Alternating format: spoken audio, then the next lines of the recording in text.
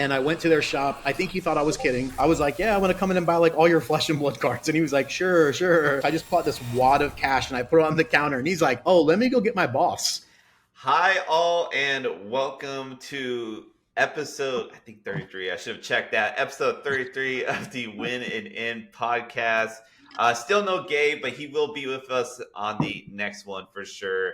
But today I'm your host, Eric Darrenheim. Today I am joined by a good friend of mine, another Vegas local here. You might know him as XFleshAndBloodX from the YouTube channel. You might know him actually with his like big Twitter of I don't know how do you say your Twitter name? Oh, you mean my Instagram stuff? Oh yeah, your Instagram stuff. Yeah. Touche Colt. TOUCHEKVLT. Okay. All right. Touche. Okay. Touche Colt. And then or you might just know him locally like I do as Philip. Yep, that'd be me. How you doing? Good. Like I said, you saw a long weekend out in the Vegas heat, which is always. Oh yeah, it does a number. It does a number on you. But it ages you. Yeah, and this weekend was definitely a lot cooler. We had like some of those record highs like a week ago, so I was super thankful everybody flying in and just having to be out there that I wasn't killing anybody on set. So it was good. It's always good. No, that's good. That's good. Yeah, because you do photography, correct? Yeah, creative directing. So I do a lot of commercials, music videos, photo stuff for publications, a little bit of anything that I gave like fits like the visual creative sphere.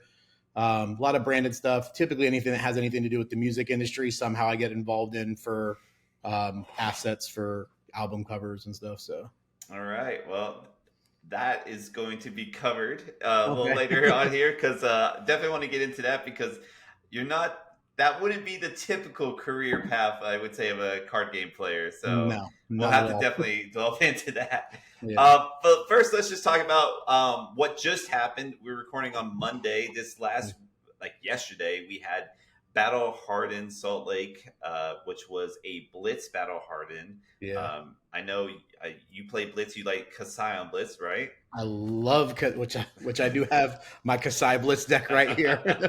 Very good. She's with me everywhere. Yeah, I love Kasai. Yeah. So you play Kasai. I play. I don't know anything. I kind of anything, everything. I've been like an Ira, but yeah. The top 8. There was one Kasai.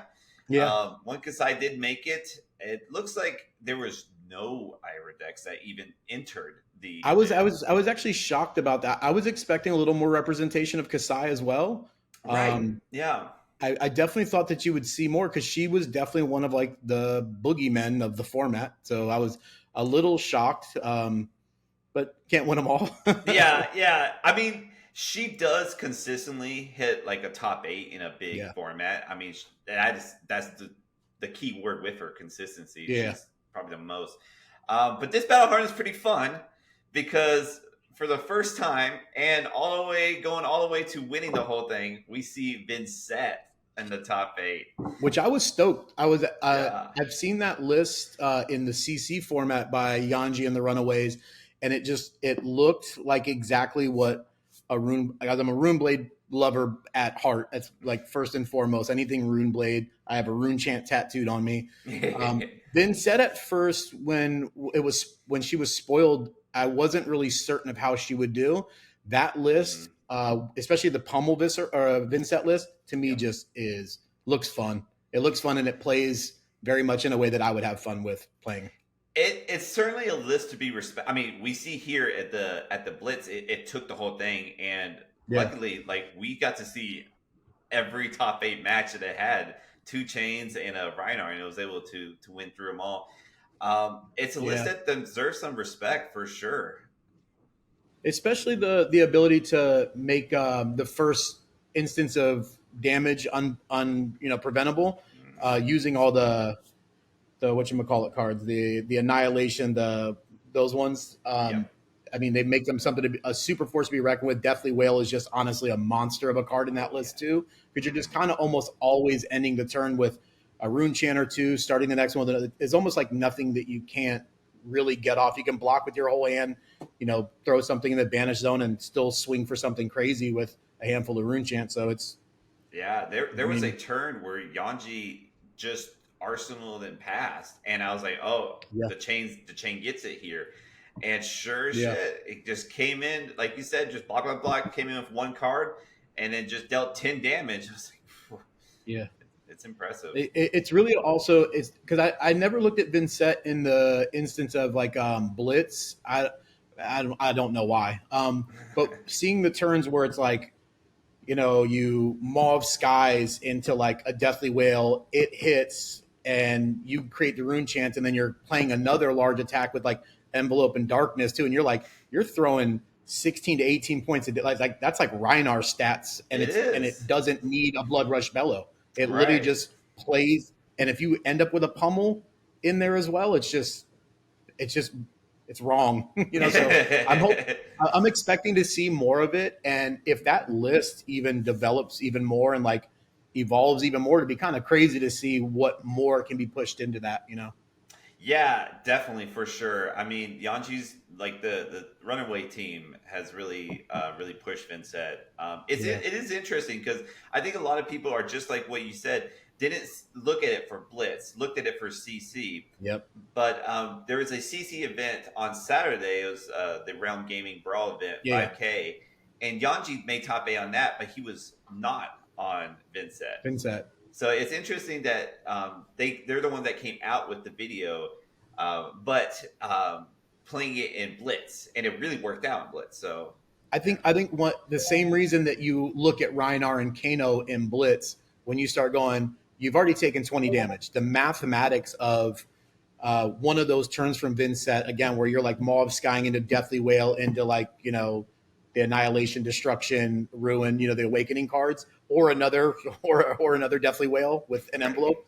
You start looking at it and you're like, you've thrown 8 points of like rune chant damage, and then all of a sudden there's a 9 power attack and a 6 or a 7 power attack coming at you. It's like you can only block so much from hand, so and that's why you'll see the chains do so well with the husk comes out immediately and just yeah, eats up a whole one, which I mean it helps. So but it's really cool to see another rune blade come out that I think has some legs. I think the Runaways have really shown that deck has so much potential.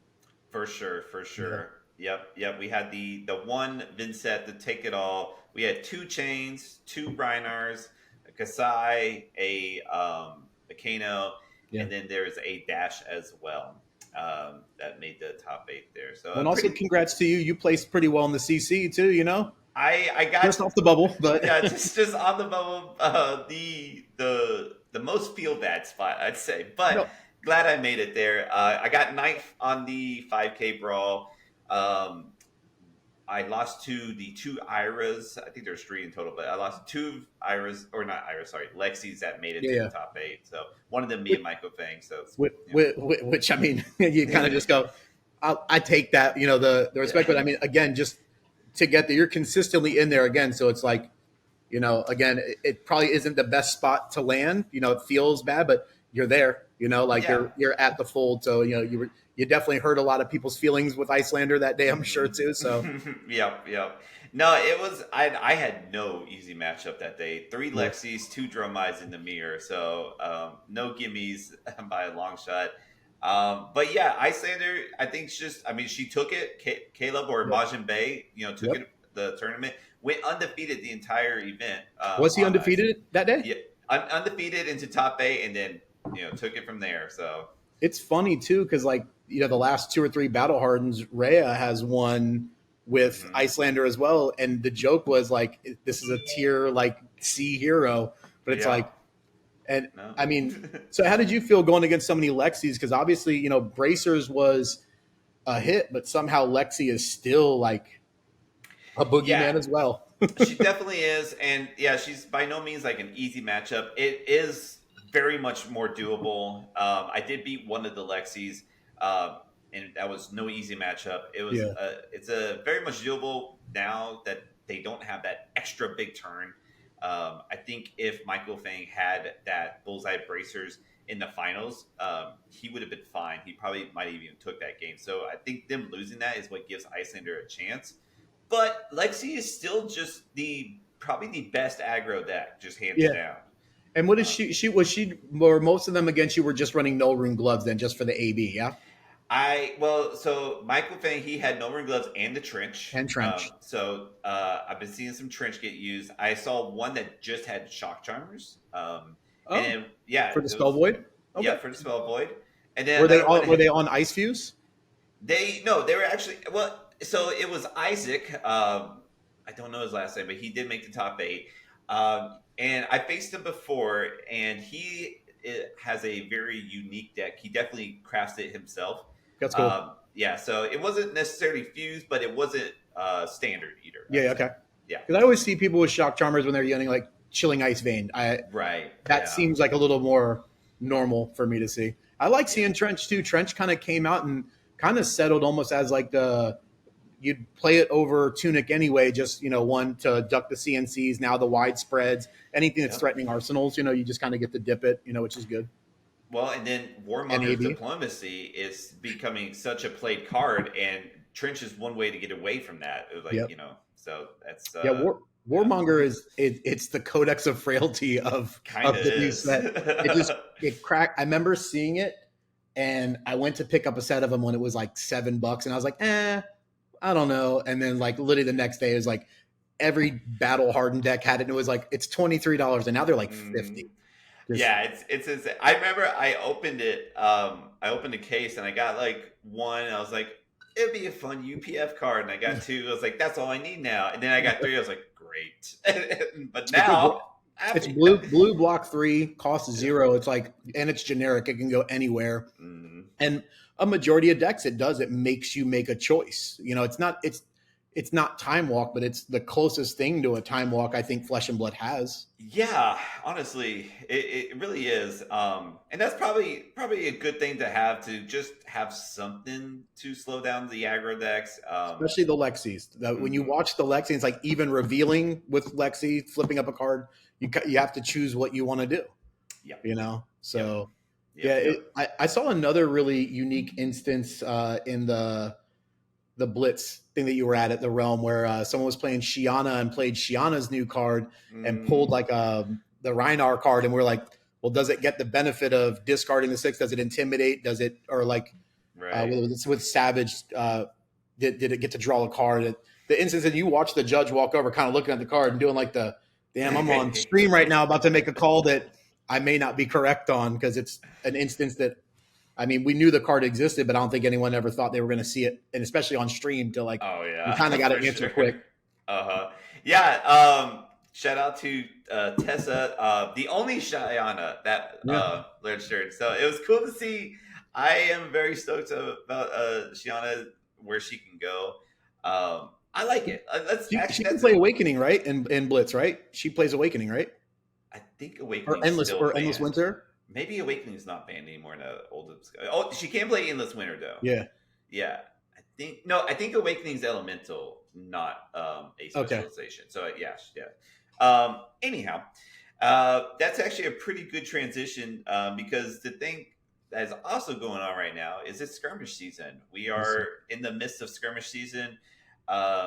We have at least 2 skirmishes more here in Vegas, I believe. I think TK and Darkside are both having a skirmish. Is People's not doing a skirmish? People's had their skirmish, and it was a pre-constructed blitz. I remember that. Yep. But there is a lot of blitz going around. I mean, that's what you play in skirmish. I love blitz. Yeah, blitz it's a great spot right now. I mean, it is so diverse. Fun. And it's really fun. It's not like the old like Kano Blitz where it's like 2-3 turn max. You can get more than 3 turns in on a game. There's a lot of hero diversity out there.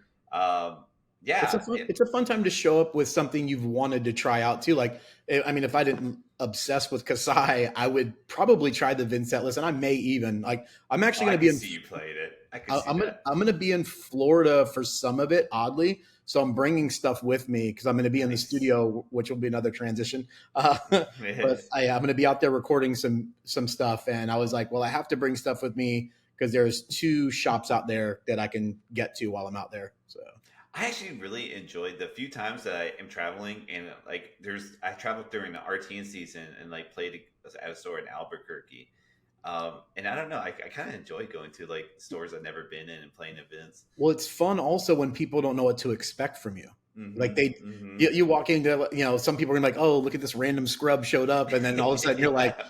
boo, boo, boo, and they're like, all right, random scrub just murked me. But it's Yep. always fun also just to see how other people operate, how other shops are, their Yeah. camaraderie, how they. It's always good. So it's definitely fun. I mean, this community is pretty like awesome. Like, I haven't really met a Flesh and Blood player where I'm just like, I never hope I see that guy again. So, Yeah. Yeah, we, um, we definitely have a lot of good people. And I was just with Sean and John the other day, and we were just talking life stuff, and I was like, I realized how many people I talk to more people from the Flesh and Blood community than I do to the people that I talked to before I played Flesh and Blood. It just becomes like my day to day, like the aspects that we'll talk about me that the people don't know. It doesn't come up in conversations. It's not a point of contingency for them to need or want something from me. So it's always right. good that they're just like, oh man, like, oh, you like that new Viscerai card? And I'm like, heck yeah, I do. And it's like, it's the simplest form about caring about a person on like the surface level without needing something from them, which is super awesome. And That is cool. Yeah, you're right. Like, yeah, I think it's probably the way I made the most friends so far. me too. You know? It, Yeah. it's, I have a card here somewhere. If it's here, maybe it's in my room. But I'm invited to my buddy Hunter's wedding. It's a guy that from San Diego that I hang out with, like Josh and all them who host the AGE stuff. Oh, cool. Yeah, one of his buddies getting married, and he sent me an invite to his wedding. I'm like, damn, because of Flesh and Blood, I'm be at someone's wedding. Like that's That kind of wild, you know. So is. That probably is. going to get something Flesh and Blood related for your wedding gift. I hope your wife doesn't mind. Right. There's a That's case of good. something. Yeah, yeah. Yeah, no, yeah, it's a great game. And then yeah, as mentioned before, Blitz is a great format. It just allows multiple like skill levels to come and play all at once, which is awesome. I'm guessing you'll be taking, as you mentioned before, your Kasai deck that you have at the ready. And I do have the Vincent list built out, and I'm playing with myself. I'm play testing it with myself a little bit just to see, and the interactions seem fun. The way it runs seems really cool. So I can definitely see myself going flipping a coin when I go in there, kind of, and just going, Okay. I'm going to play whatever. But Kasaya is probably the deck I would feel most comfortable with. I've got a Yeah. lot of reps in with it, a lot of good wins, a lot of wins I probably shouldn't have gotten. And now with a sideboard, as you know, Oasis Right. Respite is definitely in my Yep. sideboard because that was Yep. really my only real bad matchup. Was typically you or Peter on Kano was Right. the ones Right. where it felt like every game came down to one of us has to have it, and we got there every time. And the Oasis in Arsenal with pitching a blue and A being two, and then respiting, that ability changes everything. But up until being able to have a sideboard, it didn't make sense to run it main. I tried it Yeah. twice, and it felt disgusting to have it when you weren't against Kano. Other Yeah. than other Definitely. than Chain with like a full Rosetta to stop a full Rosetta was never bad. Yeah, it does do good there. Yeah, Yeah, and but I you can didn't really probably like gain a running a life ton of off it too. AB. I didn't like running a whole suite of AB against Chain. I wanted to run maybe one at the most. Right, So right. Yeah, no, definitely. Yeah, and I actually think if there's like a deck to like test into, it's definitely Kasai. I mean, that's going to be like your best deck to test into because yeah, if you can beat Kasai, or if that's a good it's a notion, or good if you can at gauge. least, yeah, it Yeah. is good gauge. Yeah, exactly. Like you said, the consistency. John out here, he was the one who really put me on her, and it changed the way I played a lot too. Like because I played a lot of aggro, no block, so like blocking was very foreign to me at one point, and just learning that like you can block down and have like a single card in an arsenal with her and still really do some damage, get some copper, and it really made me look at the value of the cards, like the block and defense value of a card, and when sometimes it's worth it to eat a little more versus Yeah, blocking out. She is consistent. It's probably one of the better decks for people to learn on if they really want to up their skill level. I would say I, she's yes, yeah. solid. I think her and Ira are like the two like Yeah, best ones to like really get into it, and like you said, like it really does teach you things, which I think yeah. this Kasai is great with. The Quick question. fundamentals. Yeah, Yeah, the fundamentals are awesome in that. Yeah, so quick question on Kasai. Well, first I want to just make sure I've been kind of tracking all my guests favorite heroes. Okay. I know classically your favorite hero is Viscera. I'm just kind of Viscerai. curious, is it still Viscera? Yeah, still Viscerai. There, I think just the lore, the look, everything about Viscerai speaks to what in like fantasy role play, because I don't typically dip it. Like I played Magic when I was younger, but I'm typically more like a cyber hacker nerd. So like that's why Netrunner always spoke to me. But anytime I would play Dungeons and Dragons when I was younger or Magic, it always had something to do with some type of dark magic. You know, like it Gotcha. just always felt cool. But Kasai, I never saw myself running warrior. I can't lie. But then I even started liking Dory a little bit. I think Dory is Yeah. kind of fun. And I think with Dory, more so than any of them, I think I like the mental game, the mind trick of the bluff.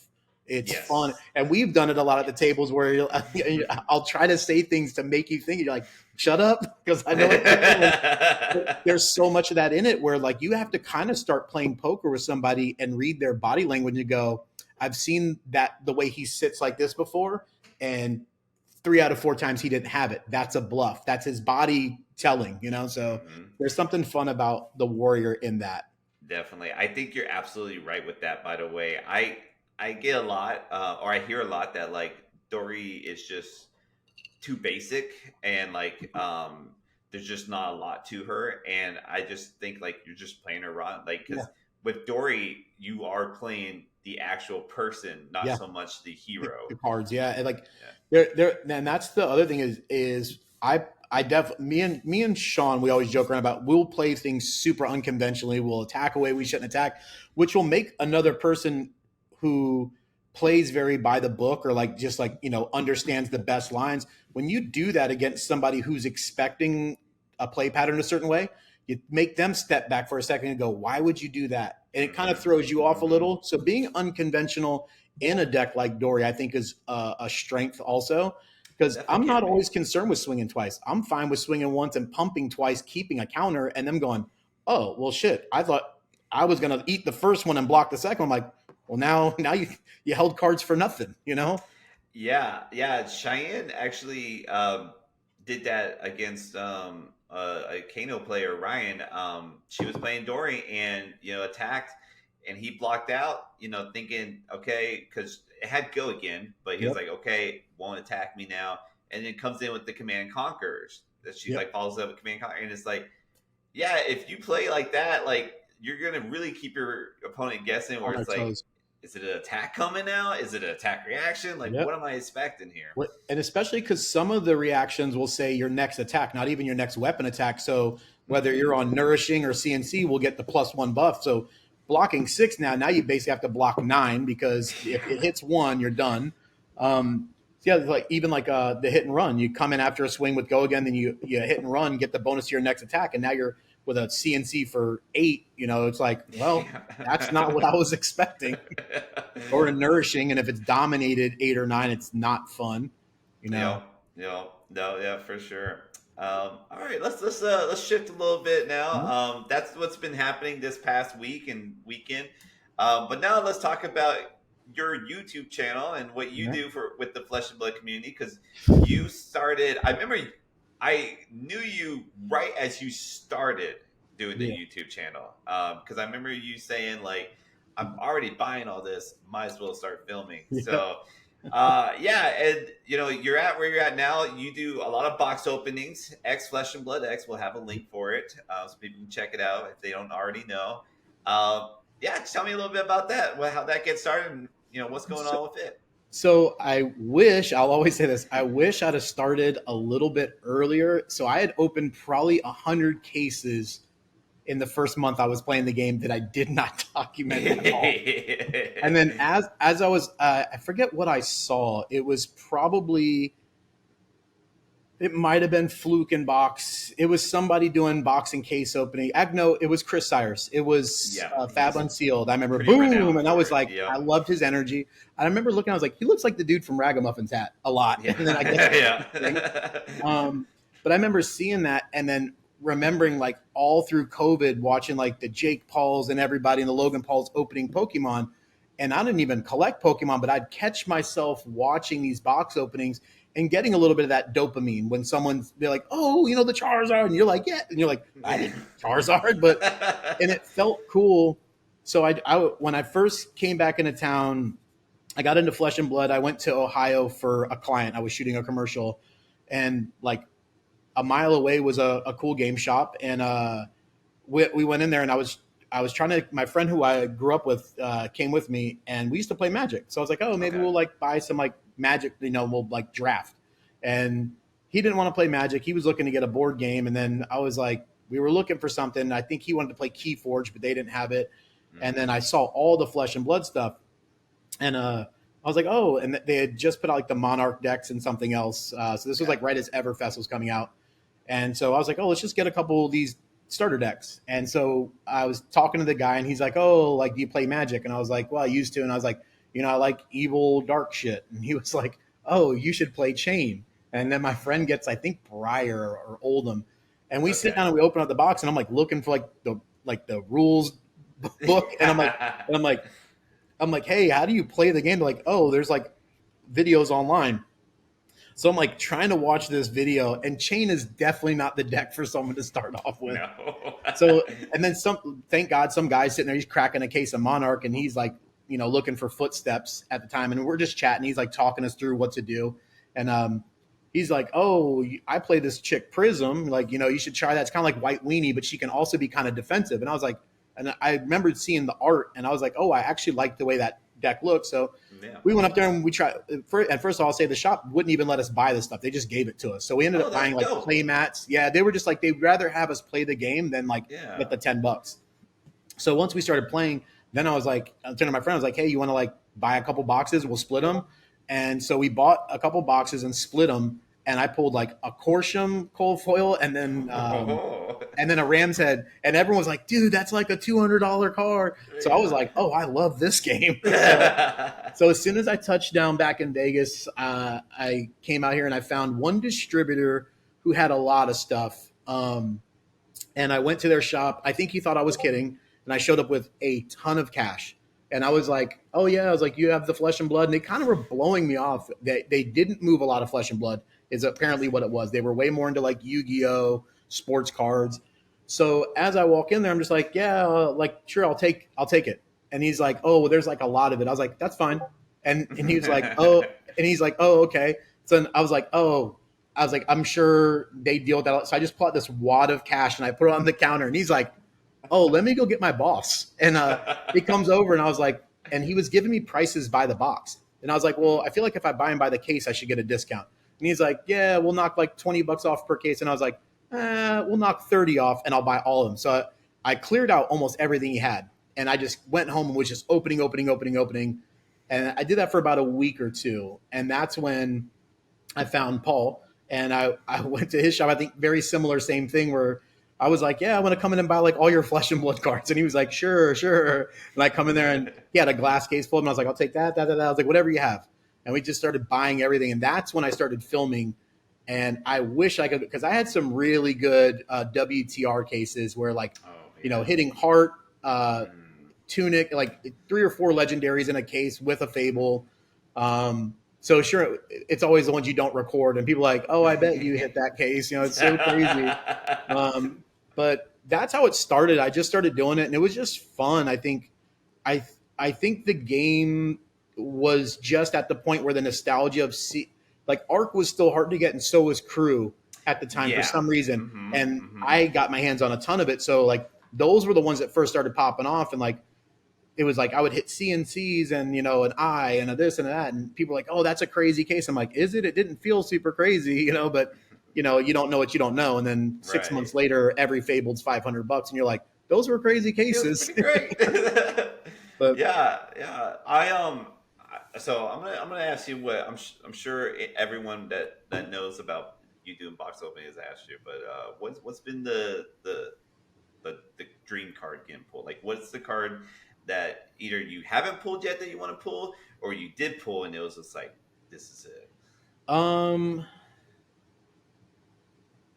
Dream card for me to pull. Ooh, I mean, it would probably have to be Cold Foil Arc Shard from Crew. Okay. Yeah, Right. I Yeah. just because it's visceri. so Right. That so hit, makes total hitting sense. hitting that feels good. I think well anytime, especially in like where the prices are, when you start opening up, you know, WTR Arc or Crew in first edition, Hmm. you're like praying. Yeah, for Please. sure. Yeah. Yeah. Because if not, if you get one of those where you're like, oh, cool, a common piece of equipment, yay! Hmm. It's not going to feel good. No. But so when you do, I've hit a shard before. I would love to hit an eye. I think I've never pulled a cold foil eye. I think that would be super dope, and obviously the heart Oh yeah. would be the greatest to pull. Um, but yeah, I think those. The only card I don't think I've actually ever pulled yet was I didn't pull the Marvel CNC, the Fabled CNC. Oh right. And That's a difficult those are one to hit. yeah, those Very are difficult. going near 1,000 now. It's It- crazy. and even and oddly, another card that I feel was. I mean, I opened. I think the last count was like 32 cases of Uprising, and I hit. I don't actually. Maybe I didn't. I either no. I hit one the Marvel Icelander, but it had a print line through it, and it drove me crazy. So I sold it and then bought one, and I just justified it as the same one. But Right. I that card didn't turn up very much, It didn't seem like it did. and it was Yeah. like $70, and I was like, Yeah, that that was cheap. feels weird. Yeah, for sure. I absolutely agree with that. Yeah, so I don't see that you do alpha cases all too much. It's Mm. like, yeah, is it It's just? just it. Well, one, I think, It's. I mean, I it's a think, lot. yeah, I just think I think my financial advisor would kill me if I was doing them at the level I was doing everything else at. Yeah. 'Cause it I spend a lot more money on my so I run an agency and I shoot a lot of cinema stuff. So I have lenses that are more than very, very nice cars. And every time I'm picking something new out, they're like, just remember, you have a full set of this that you swore you couldn't live without. I'm like, shh, this thing is it's like, I mean, when you really look at some of these lenses I have, I'm like, I've shot with that twice and it's literally like 75 grand. So at some point you have to hope that you start like a rental house and you rent them out to people, or you're just a hoarder like, like I did. But so if I did both of them at the same time, yeah, they would lose their mind. And I see. I just also feel that alpha cases at this point have hit a point where getting the return on that investment is so hard. Like I see. it's almost not a win. I This gotcha. the sealed price is definitely worth more, and I think having the one box of it sitting somewhere is probably where it'll stand for a long time, unless something happens and I think it was at Worlds last year. I mean, they were 2,000 a box, and I picked up two, opened one, kept one, and I really, really, really should have bought more. I really should have bought more. I bought some packs of it because the unfortunate thing was it was opened by the TSA, and I that's why it saw was. I saw Yeah. that from Inmax. Yep. So I bought some packs, and that was my thought too. It's like I really wish I bought more. Yeah, because it's just one of those things where I mean it's a lot like the stock market where you kind of have to know how to forecast what's going on, and the game being a player base is actually kind of cool because like when a card takes off that does well, if you can see it the night before and go, let me get my play set first, it's a good feeling. And if Yeah. like I've got 4 or 5 binders and like some 5K boxes full of just Majestics, it blows my mind how many Majestics are under $1. It blows my Right. mind because Right. you'll open a box and get 5 Majestics and you're like, all right, so this box was worth $32. Hmm. Like I don't like the way this feels. Yeah. So There's some legendaries that aren't worth hardly a dime. So. the one that strikes me the most is Cornet's Peak because it's a staple in Icelander, but yet it's still like $20. Yeah. I just Sure. don't understand how that card is a must-have in that deck that is beating everything, and it Right. hasn't done what like even Storm Striders or Mask of Momentum when Phi was cracking and being like it should double or triple in value off of that alone. Right. That's Yeah. typically how it goes. I have a stamped one from the Oh, draft, that's cool. and Yeah, it's very, very cool. I wouldn't look this up, but even when you own cards, you kind of just want to know the value. So you're like, Yeah, yeah, it makes you justify the purchase that on some of it these cards. does. It Yeah, does. because a lot of this, if all this went to zero, we'd all be like, this is not good. Right. Yeah. But with that card, I was thinking, I was like, yeah, let me look up. And then once I saw how cheap the Cornet's Peaks were, I was like, so what? Maybe like $40 is the Yeah. max I can get out of this. It was like, Yeah, yeah, it's the one card that befuddles me all the time when you start looking at cards that do well in decks that are at the top of their meta.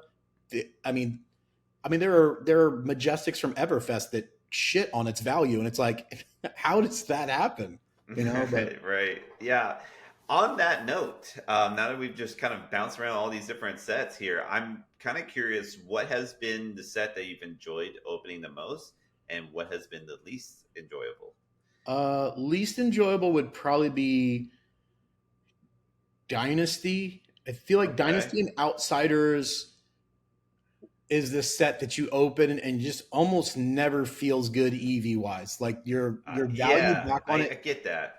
Yeah, but the funny thing about Dynasty is you can mess around and hit something crazy and change that whole tone. But I feel like 90% of the time you're opening it, you're still under your EV. You're just still under it, Right, right. Uh, best, there's something about Crew first edition specifically that True. just always feels really good. And I think in time, I think that set's value will creep more than any other set because when you just look at the print run numbers, there's Mhm. just not a lot of it. Even Nope. when it was out and you could get it, you almost couldn't get a sealed case from any distributor. It was like, we'll give you 2 boxes a month, and they Right. trickle these allocations. And this is a game very much so, especially as like anybody who cracks cases, boxes, or collects. Buying single boxes never feels like the move. It's always, I want a sealed case. It does. Yeah, Yeah. it's so Crew is probably one of the better ones. Um, or Outsiders, oddly though, was one of the first sets though that had the Majestic slot that felt great. The Majestics had value for the They first time did. it felt like, They did. Yeah. where you'd hit something like, I mean, if you pulled Codex of Frailty, you were like, when you were moonwalking You, across your you house. made the box back. Yeah. Yeah. And so see and that this newest set with Dust Till Dawn, that's when you hit a warmonger, you're like, all right, I'm good. And then but I will say I think this was the set that the legendary prices tanked the fastest. Where it was like literally overnight, a card was 150, then it was 20. Right. Like Right. Carapace, even in Rainbow Foil, I thought would for sure be 50 plus bucks. Nope, $20. Yeah. It's insane, that one. Yeah. Yeah. It's just such a good card. Like some of the ones I get, but even this what is the flesh bag. I Yeah. just like that's more than a $20 card too. I can't help but feel Again, it's a staple. it, Yeah. and it's that's probably the best piece of equipment that's been printed in a bit. It changes the fundamentals of not only how Brute runs, but how you play against a Brute player with that in their slot. Right. Yeah. Like any of these decks, whether it's like the Chain, the Vinset, anybody who is looking at their hand, they're mapping out the entire play. It goes out the window. It's Pulse Wave Harpoon while you're attacking me. Yes. Yeah. Yeah. It. I just can't fathom that card being $20, and it blocks. It's just so wild. It is interesting because it's that classic debate that happens where it's collectors versus players, and where in the beginning the collectors really ran the market, and now it's more into the players running the market. Yeah, And I think even though Scouting Fleshbag is a must for a Brute in general, whether you're Levia, yeah, Kaio, or Reinhardt, um, it's the fact that Reinhardt just isn't putting up results. Levia is, but not is as much.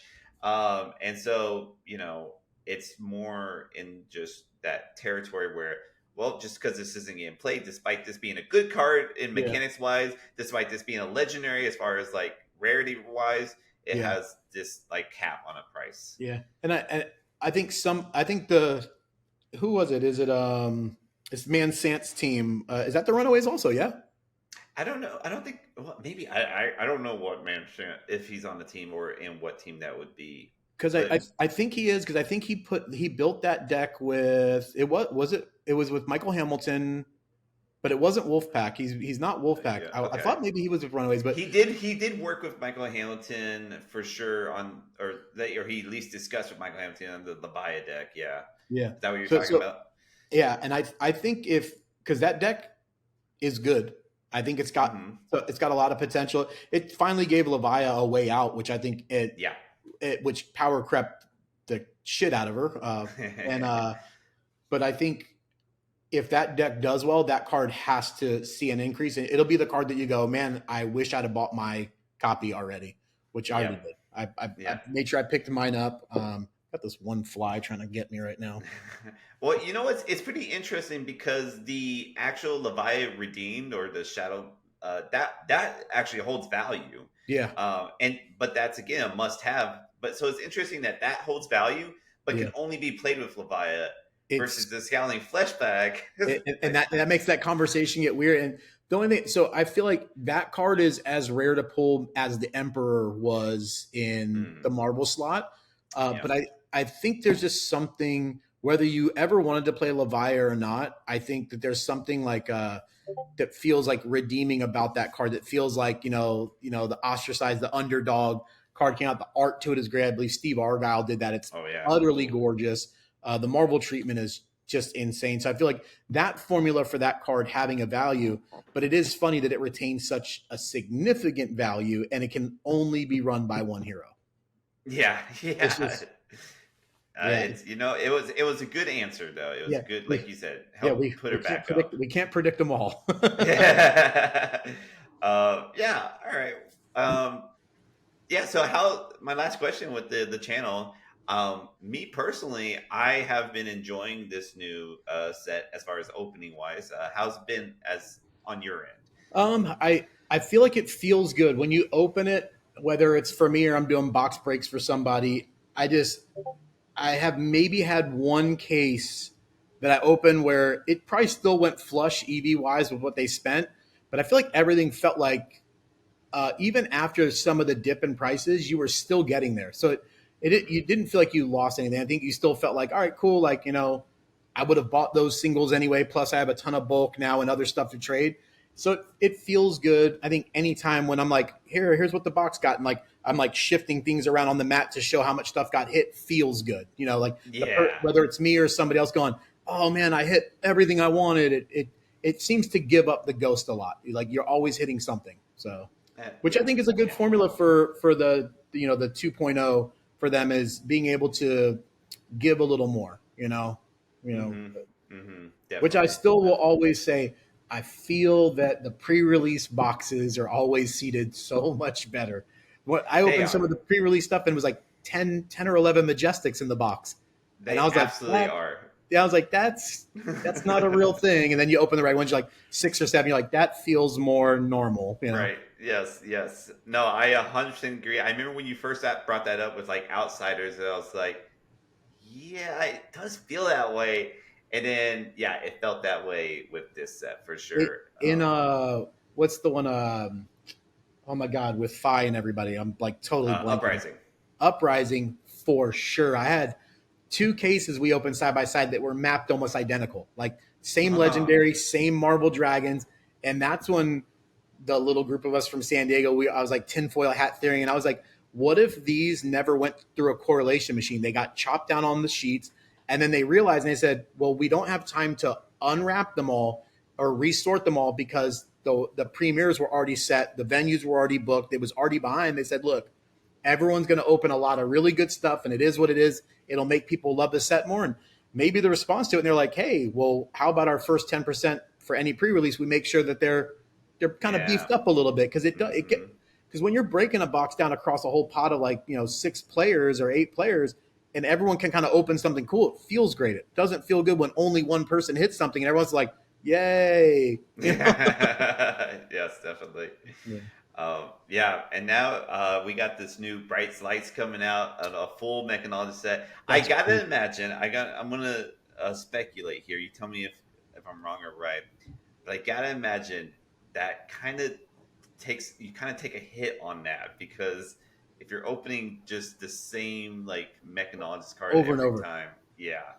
Yeah, so I heard a unique idea about the expansion slot, that they might use that similar to what Magic does with the list slot, and that Right. might be where we start to see some of the older cards reinserted. Which the collector in me goes, "Oh God, please don't do it," but the player in me goes, "Oh, that's awesome."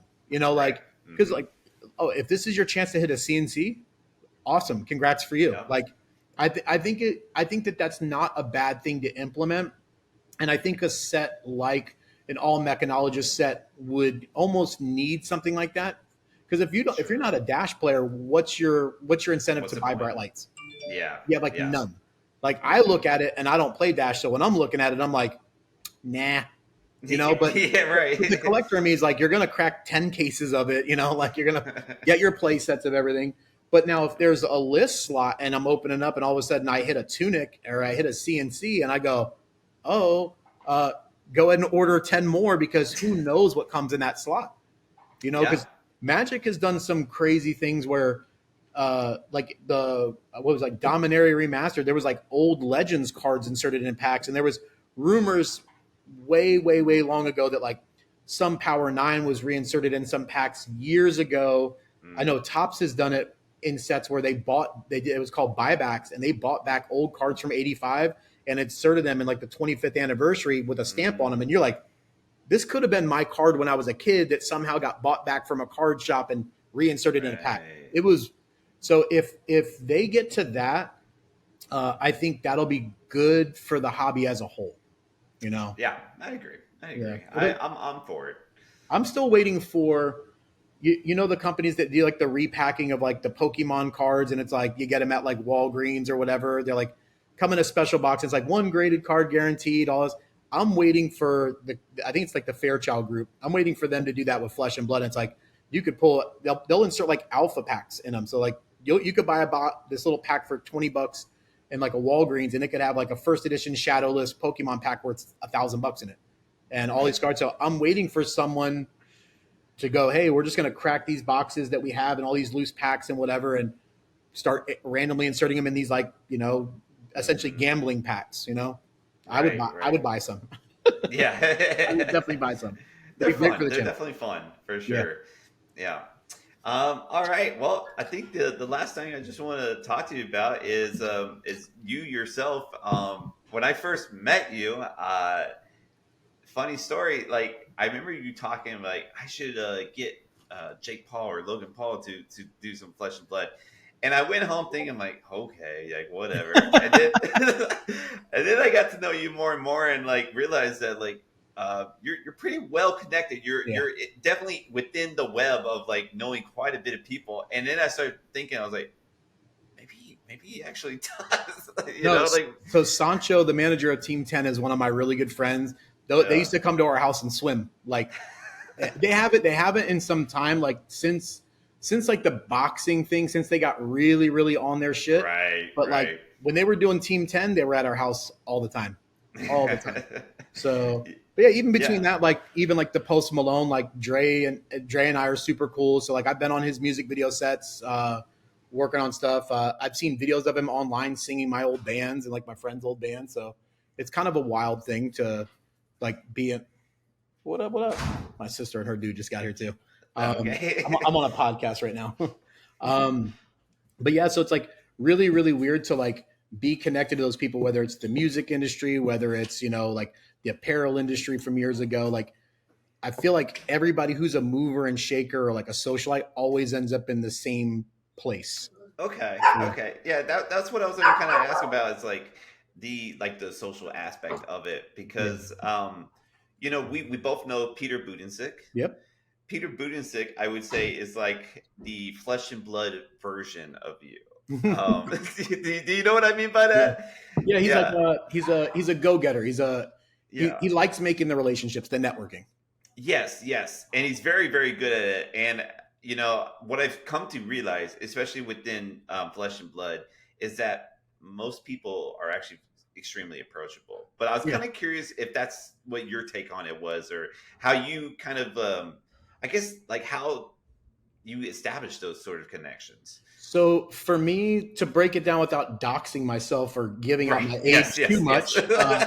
much, I started off. I was just writing and managing for bands when I was younger, and then it got to a level where I was managing and writing for like some of the biggest bands, literally in the country, like the Metallicas of our generation. And I'd always played in bands when I was younger, usually a little more like heavier, hardcore stuff, which, people like Az used to be in like a bunch of like crabcore, hardcore bands. So there's a handful of us running around.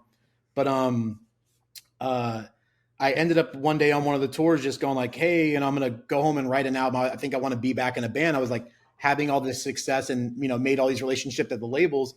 And all my band friends were like, dude, go home, start a band. Like we'll all go on tour. And within like 6 months of going home and like writing demos, we were being flown all over the world by every record label trying to sign us. And I was like, oh, this is really going to happen. And once you're there and you're headlining Warped Tours or you're playing Leeds and Reading Festival, everybody wants something from you. So the ability to make relationships is really easy because like who doesn't want to help the dude from like a band they listen to that's like on MTV or Much Music? They're like, oh, he needs to know like where a vegan restaurant is. I'm going to take him there. I'm going to pay for it. And you're just like, no, just like put like the amount of people that would come and like I used to collect Garbage Pail Kids as a kid, and I would be in Japan and they would bring me ones that I didn't even know existed. And then I was learning to use Google Translate to speak like Portuguese when I was going to Brazil. And I'm like, do you have Gang de Lijo and like, Pandila Basura? Like it was super weird. But for them, it's like anybody ever came up and was willing to help me. I was like, hey, look, I'll get you and all your friends in. Any of the merch you guys want to come backstage, you want to be on stage. It was such an easy currency for me to get because they just wanted the friendship. They wanted the relationship. And I'm always been approachable. I love people. I like seeing people smile. So if they're like, oh God, I wish I could get into your show, I just can't. I'm like, oh, well, here, I'll put your name on the list. How many people do you want? And they're like, can you do that? I'm like, oh yeah, we can kind of do whatever we want. This is like our So I made a lot of relationships that way that always carried into everything. And like when I was done playing music for a while, I was like, like our management was like getting us these deals with like Hurley and Atticus and Macbeth for clothing. And I would like, oh, their stuff's cool, but like they're not like edgy enough. And I was like, what if we help design this stuff and we get a portion of the sales? And all of a sudden, then I got introduced in that world. And all of a sudden, I'm working at Karma Loop, creative directing and designing. And you're like, damn, just because of like one idea, now I'm over here. And when you're in charge of like some of like the coolest clothing brands at the time, everybody wants something from you. Like, hey man, like that's a really limited hoodie that Bape's doing with only 100 of them. And I'm like, I can maybe pull you one. Like, so just kind of always leveraging your access to like who you are.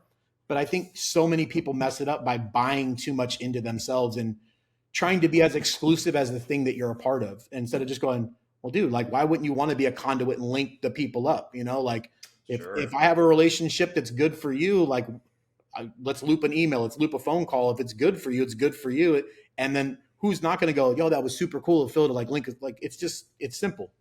Definitely. I mean, we had like a interaction ourselves with the Battle Har in LA. You were able to hook us up with the guys who run it because know the age event guys, and we were able to get a booth there because of it. So and that's what I'm saying is like it didn't take anything from me. Nobody, I didn't come out in a loss. So like, but there are people who would still go, nah, and I'm like, but why? Like, why wouldn't you want the people around you to succeed and have access to the cool shit you have, So I felt the relationship was good for y'all. It was good for them. Like there was no loss in it for anybody. Definitely. So I don't need to gatekeep it. Yeah, no, exactly. I 100% agree with that. And I think a lot of people, at least in this community, it's so far seeming a lot of people are willing to be that conduit. Oh yeah, absolutely. It doesn't seem like people are standoffish. Yeah. Flesh and Blood is definitely different than almost any other community I've been a part of. For sure. Like whether it was Magic, Netrunner, and there's the form of elitism that happens in Flesh and Blood is still at like a proud level. It's not like a holier than thou level. It's still like I can still come to you and ask you for tips on my deck and you're still going to give it to me. You're still going to go, hey, do you want me to explain to you what you could have done that might've been better? Which you've done to me numerous times and said, hey, if you'd have done this, you might have won. I'm not going to tell you in the moment because, but right. that type of thing where, I remember when I first met you and I saw your name on like the list of players and I was like, this dude's like the number 3 or number 2 in the country. And I remember saying something to you. I said, oh, well, we were playing draft. And I went, well, I hope I don't end up against you. And you said, no, you should, because that means you're doing something good. And I was like, you're right. If I end up against you, it means that I worked my way to a great player. And you've always been able to go like, hey, like, oh, well, you should do this instead of that. And if I go, well, why? Instead of just going just cause, you'll break it down and explain it. And that's the thing of even the people that are sitting at the top of the tables are still so accessible because you love the game, you love the community. So it's like, you want to see it. You don't want to play the same 10 people that you just dog walk every time. So you go, you want the competition. You want it to be good because then it makes you better, so. Absolutely. Yeah, no, absolutely. It's awesome. And then I'm also taking a page out of your book and out of Peter's book too with this podcast deal because sometimes you see the big names and you're just like, oh, they'll not want to interact with me. They'll not, they won't give me the time of day. They will. And you just go based off of like what you perceive of them, not what the actual reality is. And so with this podcast, what we started doing, you're our fourth guest. I'm just going to go start asking people. Dude, I'm not even going. Yeah, you should, because like at the end of the day, anybody who's doing this, they're content creating, they're playing. Everybody, like, it'd be like me when I was in a band, like a magazine feeling they couldn't hit us up. I'm like, well, we all want press and publicity. We all want to talk about this thing that we love. And it is easy to go like, oh man, like, I don't know if he would take a phone call from me. Well, why not? Right. Yeah. Especially at the point where I don't think I could name a single player that solely only does Flesh and Blood for a living. So it's not like you're not hitting up, Massey, from, playing soccer. You're not hitting up Michael Jordan where they're like, look, dude, I need some credentials. So the game is still in that infancy where like people are just so stoked to talk about it. And the fact that you're a knowledgeable player, you're a ranked player, they know that they can say certain things to you and you know exactly what they're talking about. You're a great person for anyone to talk to about it, because you're not just going like, hey, I don't even know what this is, but like I hear it's cool. You're right. Yeah. It's not like you're just like mongering for like someone else's plays. You're like literally you're doing research and you're finding out the intricacies of that person. So it's like, we all want that. We all want to be like, oh man, like here's a chance for me to tell people, like I rescue cats, or whatever. Yeah. I mean, that's part of it too, actually, because we do plan to have some of the like the big pro names on. But what we started with is like we had Max Ferocity from the cosplay community. Yeah. I don't know much about cosplay. I mean, I know of it, but like that's kind of using this podcast as an excuse to learn a little bit as well. So cool. Like of the different people. So that's why with you, that's why I was like, I want to know like how the connections came about, because that's what fascinates me on it. And, it is always funny. Like anytime I end up in something and I had it happen this weekend where I thought I was going to fight a guy on set, oddly. And he's like, I know you from somewhere. And I'm just always like, oh God, here we go. And then it turns, he brought up a name of somebody I grew up with when I was young that is literally like the biggest songwriter. He's like the number 3 songwriter in the country right now. Like any hit you've heard on the radio, he's done.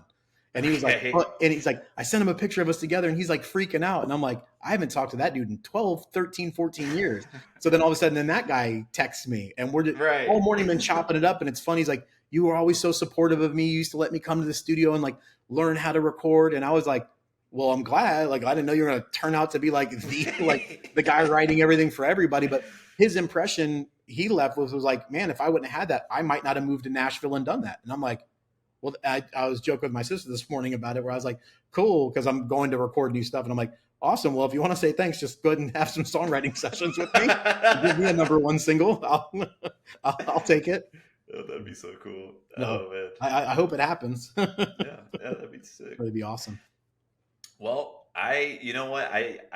I try to hit the hour mark, and I didn't feel like it'd be that hard with you. You're a great guy to talk to, easy to talk to as well. I'm a talker for sure. Yeah. No, I appreciate it. This is great. This has been a good podcast. Yeah.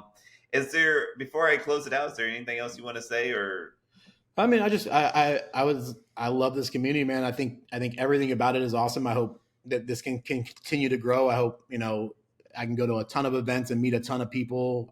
Hope to be stepping up my content as well. I don't want to be breaking boxes. This is probably actually the first time anyone on the internet in Flesh and Blood has actually seen my face. They're probably that's what I was wondering. they're seeing this hands. opening boxes. But that's why when I go to Worlds, it was funny because like Zach Bunn, like we were talking for a second, and he was like looking at me and he goes, "You're XFleshAndBloodX," and I was like, and then Hamsack also, Hamish, and it's just funny, and you start to look at how many people, like they'll watch that and go like, I have no clue who this guy is though, like who is this tattooed maniac? But I just hope that everyone continues to be awesome to each other. I hope this game continues to grow and that I can become better and better and play more and more. Like my schedule with stuff sometimes doesn't allow it, but I'm always going to try to play it, whether it's, super competitively or just, fun at the armories and stuff. And I have a ton of stuff. If anyone wants to get in the game and doesn't have a ton of money, I have a stack of 5K boxes taller than they should be. Come sort stuff, come pull stuff, whatever you guys want. And you can hit me up whenever and take whatever you want. You do box breaks every now and then too, right? Yeah, box breaks, case breaks, whatever. Do whatever. Okay, cool. All right. Well, thanks so much for being on. Dude, I appreciate you having me on. Yeah, definitely. And then thank you to the viewers for watching. This has been a great episode. And until the next time, all right. Take it easy, man.